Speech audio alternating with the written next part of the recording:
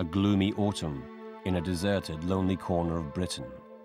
This place was possibly once the scene of a dreadful event.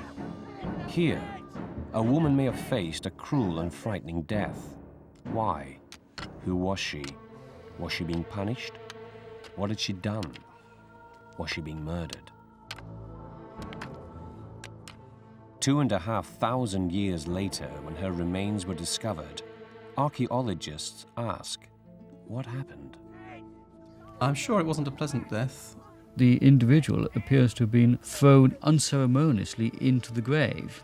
So this is a unique discovery. To my mind, the mystery doesn't surround the individual, it surrounds the burial and everything that goes with it. The case of an Iron Age woman buried in suspicious circumstances is possibly one of the greatest murder mysteries ever investigated. Andy Chapman, a Northamptonshire archaeologist, came across the body during a routine dig in 1996. At first, there seemed to be nothing unusual about the burial, but soon the alarm bells rang, and Andy realized he might be dealing with a case of murder.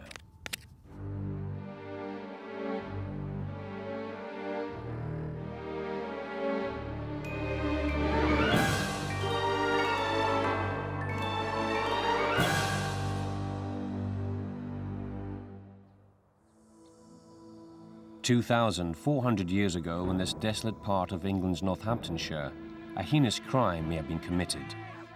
A woman was buried, possibly still alive, seemingly with her arms and legs tightly bound and with a strange metal collar around her neck. Andy Chapman was determined to get to the bottom of this ancient mystery." Well, this is now just a muddy field again, and there's no sign that we were here. But 4 years ago, all this was stripped down to the bare subsoil, and this is where we found the burial. So as we cleaned the soil away, first of all we found the skull, and then we gradually exposed the whole body. If we imagine just about on this spot now, she was lying down partly on her right side, the arms have been crossed underneath her, and she was lying face down, and her head was bent back with the face right up against the side of the pit. Not a very comfortable position, but then she was past caring by that time. These photographs of the victim show clearly that her body was buried in a very strange position. There's plenty of room in the pit for the body to have been laid out flat, but she looks as though she was tightly bound up. Now, this wasn't the only case of an Iron Age body being buried crunched up in this way, but this was the only known example in the area. And the position of her head suggested that she was alive and struggling for breath. It's a very uncomfortable position. I hope she wasn't alive when she went in. As a result of that, most of the facial bones have gone. They've been crushed. Whether that happened before death or after death, we can never be certain. When Andy Chapman first saw the skeleton, it certainly looked like the victim had suffered a very frightening death. This was a puzzle for the archaeologist. The local press got very excited about the find. Journalists concluded that the body must be that of a witch. After all, she may have been buried alive, tightly bound, and wearing a weird neck ring.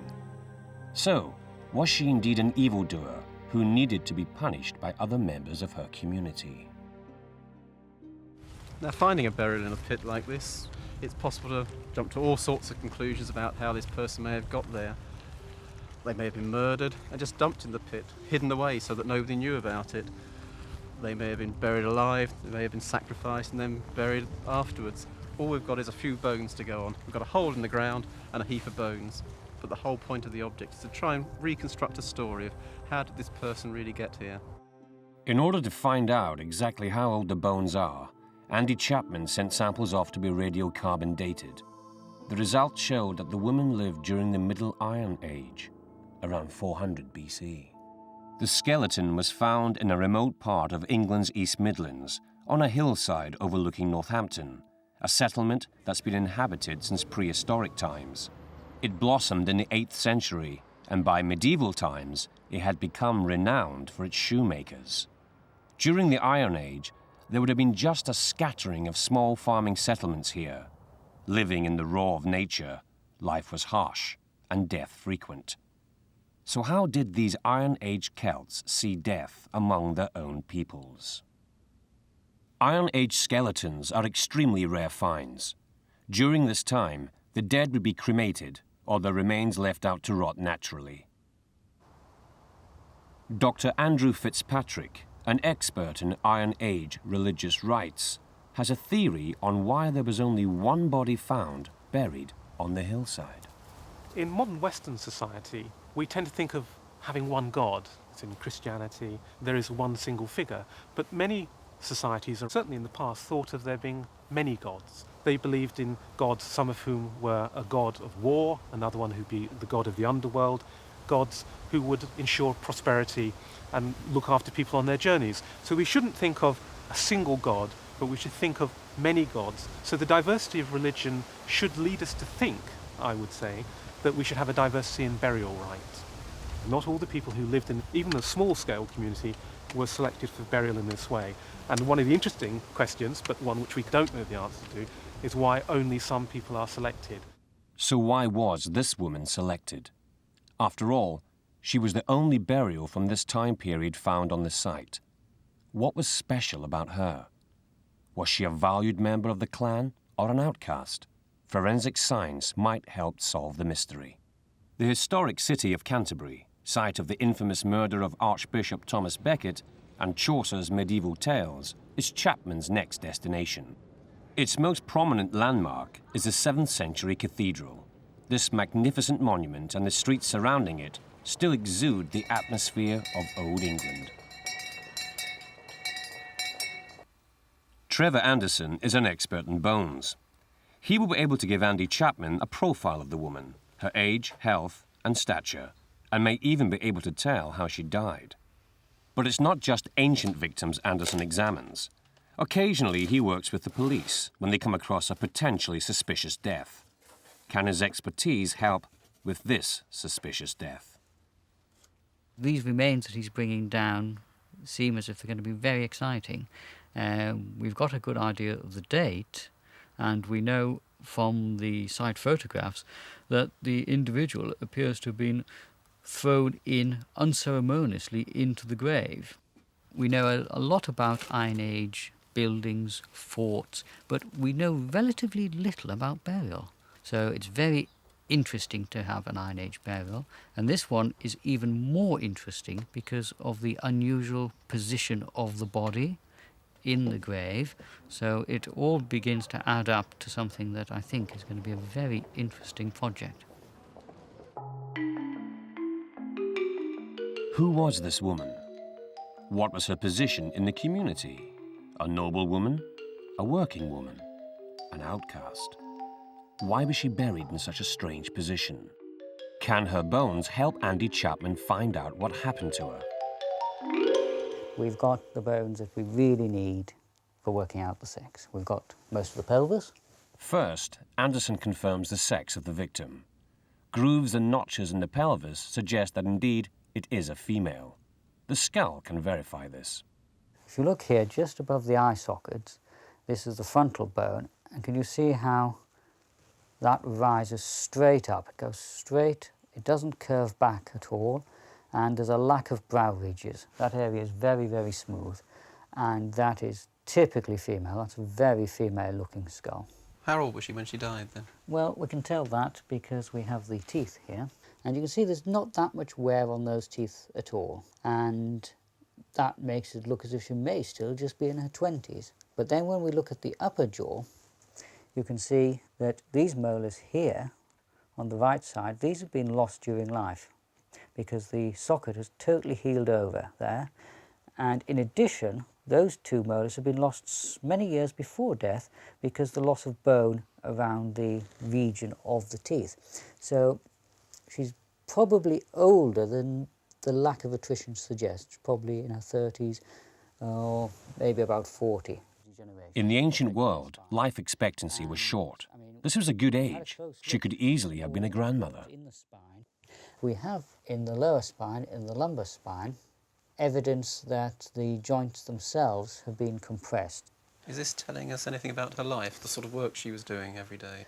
Well, it suggests that she didn't have a completely easy life. She was involved in repetitive tasks, quite a lot of pressure on the spine, quite a lot of bending, possibly carrying objects on her head even.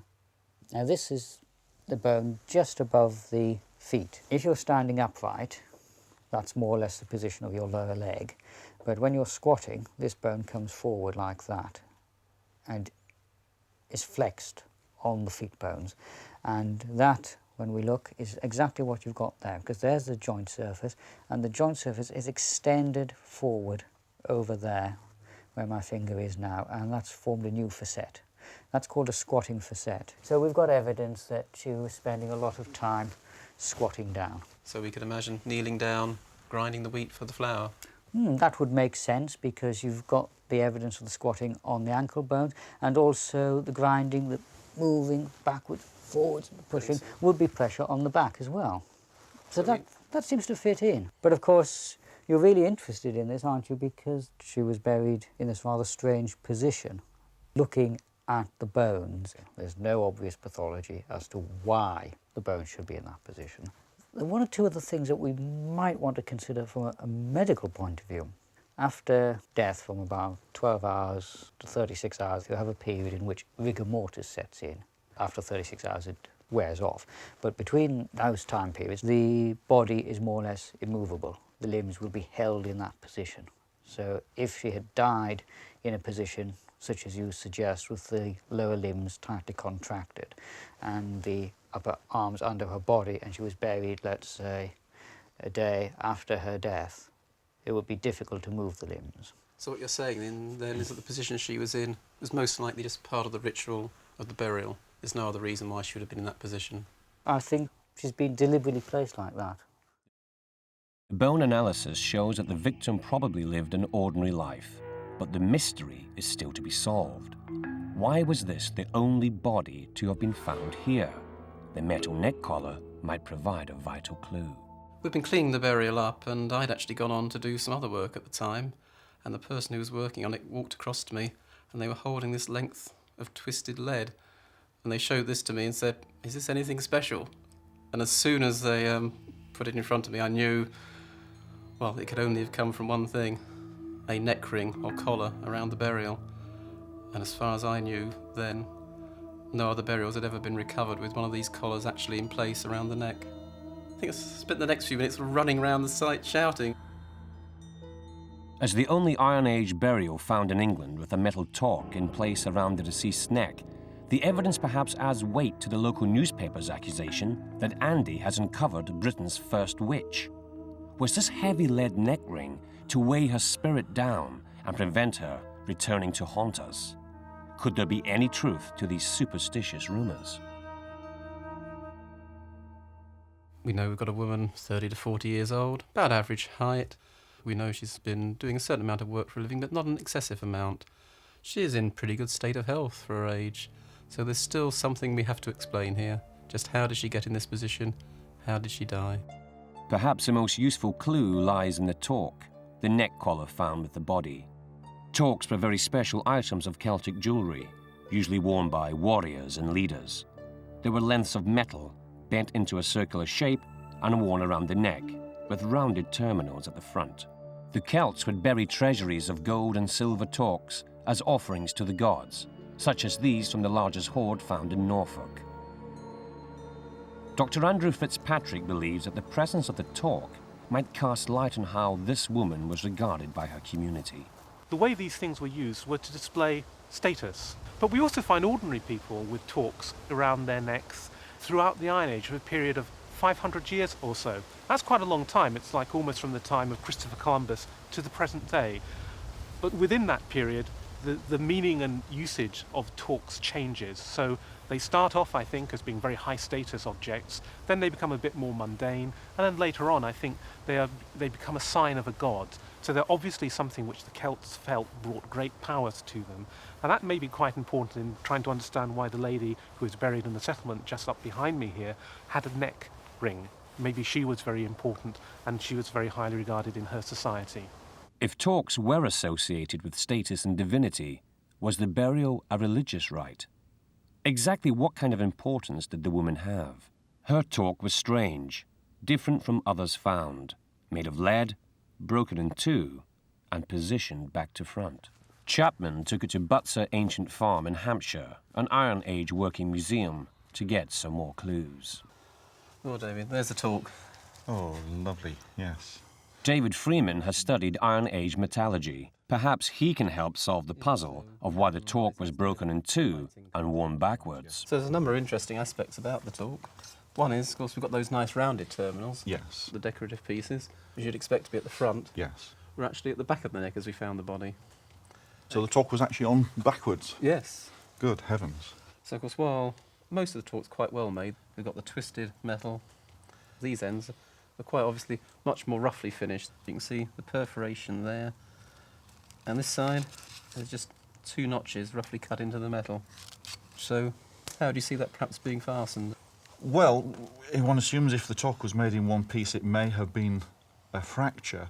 Lead won't stand too much movement. It may well be an attempt to sort of hold it in one piece. Possibly a leather thong through there. And if it's laid either side of that one, so you've actually got a loop, and then using the notches there to actually bind it using perhaps a linen thread. And that would have made, in effect, a leather hinge. A leather hinge, that's right. I don't suppose we'll ever know unless we could time travel. That would be very useful. But certainly we can have a look at the object as a working item, and perhaps that will give us some clues. Yes. The torc was well made, the terminals neatly finished, and the twist very even. What stands out is the break and the crude chiselling of the broken ends. Could the break have occurred when making the torc for a particular occasion? Is the rough hinge a quick repair? I've got some lead tin mix waiting on the fire. Let's fill the mould and then see what happens from there. Lead occurs naturally in combination with an ore called galena, easily obtainable and easily smeltable, but far less valuable than gold or silver. Perhaps this was the best that people from a simple farming community could afford for their religious rite. Lead would have been shiny when new and a good, cheaper alternative to a precious metal. And then a nice, gentle pour into the mould so that it fills nice and evenly.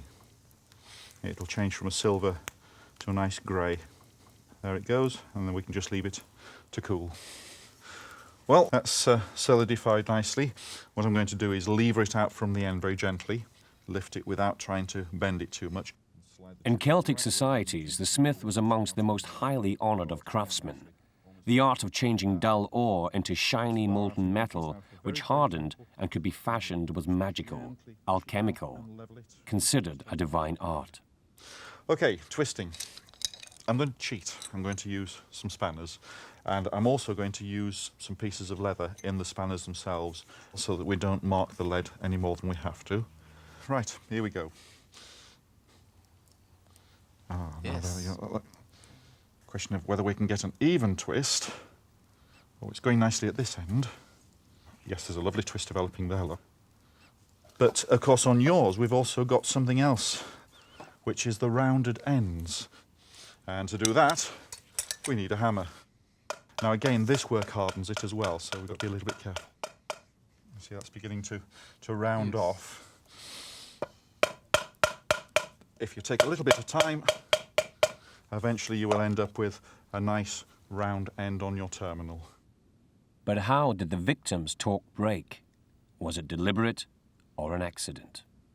Now, the next stage is the most critical of all. What we're going to do now is bend it that way to become torc shape. Now, what we do is very gently, a little bit at a time. There you go, look. The position of the fracture in the new torc is remarkably similar to the one in the original. Now, before that actually drops into two halves, give you a chance to handle it. You can see the problem immediately. Because we've work hardened it, we're already developing a fracture in the middle. But if you would like to just try to bend it very gently, just to take that final fracture out into two halves. It won't take very much pressure, just gently push together. Now it's gone, look. You can turn that over and have a look. There's the fracture, and with very little more effort, gone. It's as simple as that, yeah. But not quite exactly. But not quite exactly. Just like the one just like the original. So there's our excavated one in its two pieces, and there's the one you've just made. Yes. In its two pieces. That's right. After breaking. So the torc, a sacred item, could have been specially made for a religious event and broke in the manufacturing, as this one did. The rough hinge could be a hasty repair done in time for a special event. But what exactly was the event? A murder? A religious ritual, or the punishment of a witch? I didn't believe she was a witch at all. using a term like which comes out of medieval Christianity and has all these problems of post-medieval Christianity as well, with witchcraft and so on. I don't think it helps us at all in trying to understand the way people lived in the Iron Age. And I think general opinion is that virtually all these burials are ritual sacrifices of some sort. Dr. Fitzpatrick is an expert in Iron Age burial and ritual sacrifice, so Andy Chapman has invited him to the scene of the crime to ask his opinion. Just why is she there? What reason was she buried? What was the thinking behind it at the time was obviously the question we were posed. If we think about how people were buried in the Iron Age, most people, well, we don't know what happened to most of them, do we? We find bits of people on settlements as well, skulls, long bones, and maybe partial burials. But what we think is that most of the people were put out into the countryside and for their bones to be picked clean by the animals and the birds of the kinds which we've seen circling around here. And only sometimes were parts of them brought back for burial in the settlement. So a complete burial is actually quite unusual. We're still left with this question of just what happened at her death. One idea that I've been playing with is that perhaps she was a sacrifice, possibly it was a time of need. Their crops had failed, their animals were dying, so she may have been perhaps even a voluntary sacrifice to help ensure the life of her grandchildren. I'm not sure I agree with you there. I think sacrifices are very rare at this time. We know that they happen. We can identify them in certain places, maybe to bring good luck to that settlement. So sacrifice can have many different roles in trying to see into the future, to thank the gods, to try and bring more powerful magic to your settlement and to your people, and sometimes to say sorry to the gods. So those kind of contexts are quite clear to me as an archaeologist. I'm not sure that this is particularly unusual, and I wonder whether the talk really tells us this woman was very important and much loved member of her community, rather than she was deliberately killed. So another way of looking at this burial is that perhaps this woman was actually the grandmother of her people. Her children, her grandchildren were there when she was buried, so they're actually burying her with respect as a valued member of the community. Indeed. And that was why she may have warranted such a valuable object in their terms. Of course, it's the mourners who have made this statement. It's what people think about that woman. And if they feel that they regarded her so highly and she was so popular, they may have chosen to put this unusual and rare find with her, but turning it round on her neck so it faced the other way, so that the status which she took with it in life couldn't be carried into the other world with her. It's a really fascinating find. So Dr. Fitzpatrick has introduced a new, less sinister theory: burial, not sacrifice. But Chapman remains suspicious. Well, while we have this other story now, that she may have been the grandmother who was buried with respect, she still can't just be the average grandmother, because they didn't all end up in the ground. So there's still something more to this story. There's still an extra dimension that we can't account for just from this heap of bones in the pit. Did the victim end up in the ground as a sacrifice to a Celtic fertility god in times of need? Was she buried? Punished? Can we reach any conclusions? So we started our story in a muddy field in Northamptonshire, and there we found this 2,500-year-old burial of a woman buried face down in the pit, very uncomfortable position, with this lead collar around her neck. And as the archaeologist responsible for this find, my job has been to try and find out just why she got there. And the idea that she was a witch is just nonsense, but also clearly she wasn't a murder victim or something like that. She's a ritual burial put in the ground for a special purpose by her people. And I think we must see these people as farmers. They depended on their crops and their animals. If they failed, they died. So I think we're seeing something in time of great need, perhaps famine, drought, animals dying of disease. There was a need to make a sacrifice. So I think here, in a time of extreme danger, perhaps she paid the ultimate price and offered herself as a human sacrifice to help save her children and perhaps her grandchildren.